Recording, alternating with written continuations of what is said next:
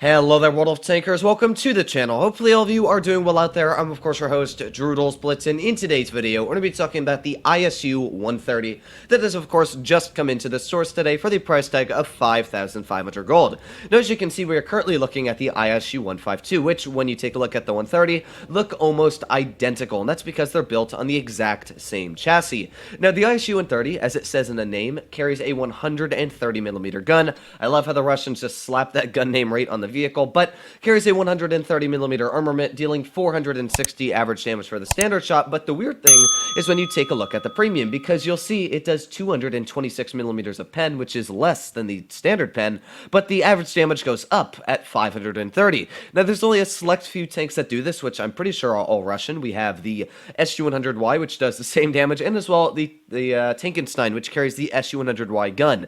So, kind of weird how the average damage goes up, but it makes it such a deadly vehicle because it sits at a base of 2,900 damage per minute. And by the way, that's with me running gun rammer, or calibrated, should I say. So if you put on gun rammer, you're going to get up to 3,100 damage per minute, which means that you could effectively get out about 3,500 DPM if you're running the big alpha shots on this vehicle. Extremely deadly when you do think about it. But of course, for me personally, I love to have my penetration over the ability just to get out one more shell, maybe a minute. So it's got the great penetration for how much damage it can deal. And second of all, if you take a look at the aiming time and dispersion, this is one of the most accurate tier 8 tank destroyers. In fact, tank destroyers in general in Blitz at 3.2 second aiming time and 0.308 dispersion. Now, that's the same dispersion as some of the tier 10 mediums in World of Tanks Blitz. So kind of impressive, especially when you take a look at like an ISU's dispersion. You can see where the issues arise. The ISU's aiming time 5 seconds is not great, and neither is the dispersion at 0.371. So the ISU-130 just laughs at how inaccurate the ISU gun is. So the big issue with the ISU-130, of course, is first of all, it doesn't have the most penetration. The ISU boasts about 300mm on standard, but the biggest thing is the alpha damage. The ISU, even on the premium, does more damage than an ISU-130, which means that, yeah, you will struggle to get out those big whopping shells that the ISU-152 can get out. But the thing is that this tank hits a lot more shots effectively. I can't find myself ever missing shells with this tank. So the question is, and a lot of people always ask me this, is it even worth it to consider getting the ISU-130 if I have the ISU-152 in my garage? So in today's video, I figured, you know what, let's talk about this tank. I haven't talked about it in about a year or so on the channel, so why not bring it up in today's video? So as always, if you enjoyed today's video, you want to see more like it, you want to see maybe a review on the Type 59 as it is in the stores currently. I actually got lucky. I made a video on the Chieftain T95 like a week ago, and it just happened to come into the stores, so I got very lucky on that one. But yeah, if you want to see a video on the Type 59, let me know in the comments down below, and I'll be sure to make one on that either later today or tomorrow. But here we go, getting in the position. Now, the nice thing about the ISU variants is they're actually fairly quick. You can see you're going 42 kilometers per hour. I don't really think that the tracks look like we're going that fast. It looks like we're going almost slower when you look at the tracks spinning. But here we go, into position. Now, only issue with these tanks as well is that they don't have good gun depression, and the Centurion is he's doing a bad thing for me because I can't get into this bush as he is currently blocking me. But we push on to bush now, so we should be fairly effective here. Now, this thing does not have good armor. That's one thing I will never say the ISU has, is great armor. But we got IS-2 Pravda off to the side. Doesn't look like he wants to currently pull out, but we got the Charioteer as well right in the front, and boom! Nice shell for 511 damage right into the front of that Charioteer. That's, of course, where that big alpha really does come into play. Let's get another big shell in. So we just two-shot the Charioteer. Like, you can just think about that real quick. We literally two-shot a tier 8 tank destroyer, and that, of course, is with a only 530 alpha gun. This isn't carrying a well, it is, you know, a big alpha, but it's not like it's a massive alpha when you compare it to some of the other tier 8 tank destroyers. So there you go, another massive shell into the side of the Emil 1's turret there, a big whopping 559 damage, and yeah, you can start to see why this tank is so deadly, in fact. So we got the Annihilator off to the side, see if we can get a shell into the Annihilator. Boom, big shot into the Annihilator. He only hit one shell back in the me, which means we can pull out here again, aim in on the side of this guy, and we can actually finish him off with a singular shell right in the lower plate. So again, that is where this gun is so deadly, because tanks like the Annihilator wouldn't, or should I say, would have probably gotten away with being able to back up if I was in the ISU. Where this gun, we were able to tap that guy twice and finish him right out of the battle. So I can say that this is actually a very worthy tank to stick in your garage. For only the price of 5,500 gold, it's a fantastic vehicle because you can see the gun, it just slaps.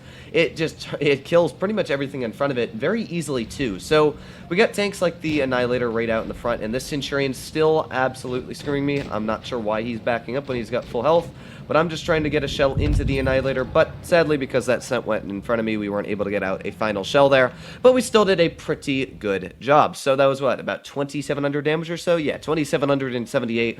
We were able to literally two-shot a full health Charioteers, you can see, are 2 shots, 1,100 damage. That is pretty dang impressive for how quick the reload is.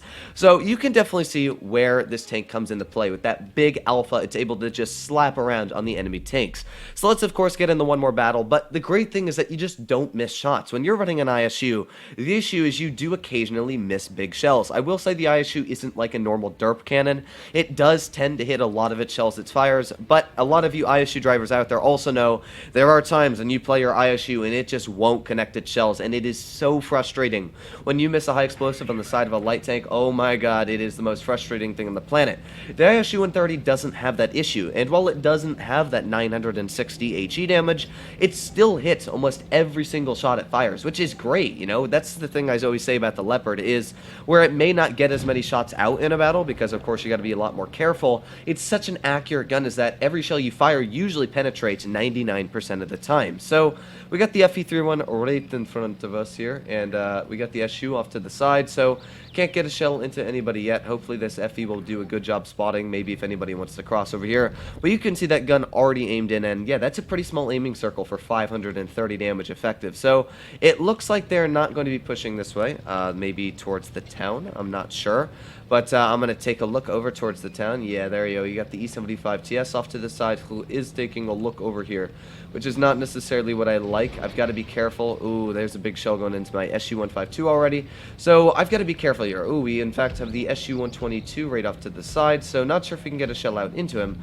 But, ooh, come on, aim in, aim, and fire. Yes, big shell going into him with 585 damage there. Again, there's that big alpha just slapping. Like, that's not less than an ISU. That's only about 50 damage less than you would have rolled in your ISU.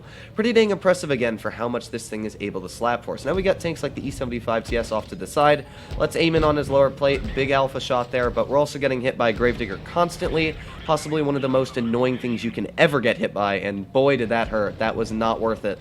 That pretty much crippled my tank now, which is a big issue because we're only sitting at 280 health. Not a really good stature for me. So let's not do that again, I guess. So we got the AT-15 off to the side, also that E75 TS, so maybe he's going to pull out. I doubt it, but we got to be very careful here. We can aim in, though, right where he's sitting at, and maybe get a nice shell out, but you can definitely see that armor on this tank is not something to boast about. It's, as I said, it's an ISL, so it does get the occasional bounce, but honestly, no, it's not great. But there's a nice shot into the enemy tank.